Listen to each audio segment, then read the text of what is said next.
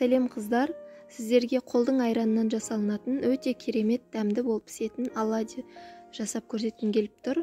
Бізге қажеттісі бір жұмыртқа, тұз, қант, үшеуін жақсылап осы ыдысқа араластырып аламыз. Қант ерігенше, одан кейін үстіне бір стакан айранымызды қосып, айраныңыз міндетті түрде жылы болсын. Одан кейін үстіне жарты шай қасық ас содасын қосып, көпіргенше дәл осылай араластырып алатын боламыз. Енді бір стақан осындай ұнымыздың үстіне бір шай қасық разыхитель қосып, яғни қопсытқышымызды қосып, жақсылап араластырып, осындай бір келкі масса болғанша араластырып тесто жасайтын боламыз. Ең соңында 2 ас қасық сұйық майымызды қосып, тағы да араластырып, бетін 15 минутқа жауып көтерілгенше қойып қоямыз.